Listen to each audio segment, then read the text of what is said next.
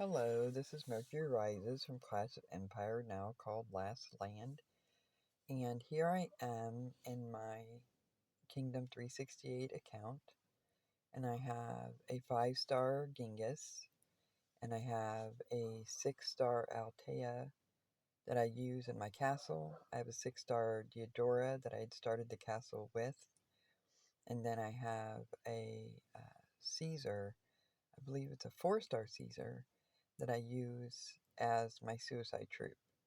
And I have mentioned this before, that I use multiple heroes on a run, and I just train a lot, and then come the next season, I do several runs, and it depends on how much time I have, or what kind of rank I might want to have.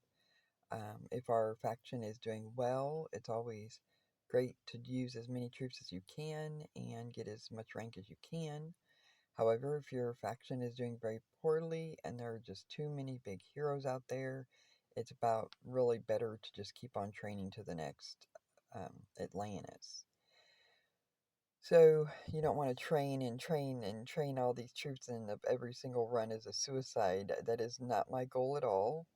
Um, I put troops on each of my heroes, and then on some scouts, which I've shown you before.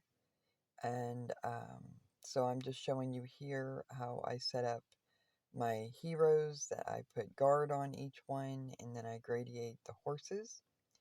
Now, many cavalry players will put 100,000 or 120,000 guard on their Genghis. I don't do that. And I learned pretty early on that it's not actually very successful.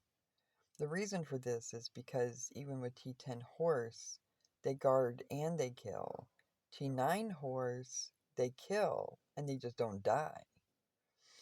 Now, everything goes first before the T9 horse does, so the more T9 horse I can put on a cavalry hero, the more kills I can get. So, if you're going to end up with a monster that's hitting you anyway, it doesn't matter if you have 80,000 guard, 20,000 guard, or 120,000 guard. That bigger hero is just going to wipe you out. So I usually use about 80,000 on Genghis. Sometimes I use a little bit more on Altea, because the longer I can keep her fighting, the more guard she can beat off whatever hero she's on.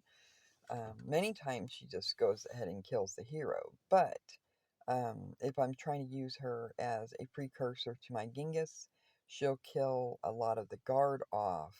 Diodora is pretty good too, not as good as Altea, but keeping Altea alive, killing, and getting the guard off before my Genghis cleans up is very successful. So I go, after I put my troops on my heroes, I go and look for fighting cities of the enemy or the other factions. I want to attack. I hardly ever defend.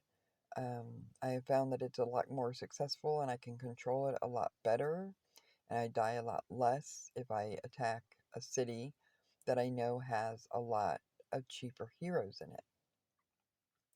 So I'm looking for, on the defense side, how many troops are in there, how many points are potentially mine, and then I will send my heroes in kind of a fashion according to what that city shows. Now, if there's really big heroes there, I will completely avoid it, unless it's my nemesis, and sometimes I go ahead and suicide all my troops on them, just for the fun of it. But usually I'm just trying to find an enemy faction that has a nice fat city, that has a lot of points in there, that will be left after the heroes that are already there that's opened up the city. Now, I can go into a city blindly by using Caesar first, and then sending the 3 scouts and my heroes, usually Altea, then Genghis, then Dora, is the way I normally do it. But if the city's already fighting and the heroes are about to expire of our attack side or our faction, then I'll just, if I'm going to get there on time, I can send the 3 scouts and my heroes. If I'm not going to get there on time, I send the Caesar to open up the city. Then I send the 3 scouts and the heroes. And the reason why I almost always send the scouts first is because the game pushes the strong guys up front. It used to be that they were the first ones up front, and then the game decided to put them as number 2 and 3. So now we have to use more scouts to try to skip over them and get to them later. We want to get as many points as we possibly can before our heroes die, because when you attack, unless you take the entire city, all your troops are going to die eventually anyway. The whole point of getting the rank is by getting points, and you want to get the points, and that gives you the better rank, which gives you better cross badges. Well, thank you for listening, and have a nice day. Bye-bye.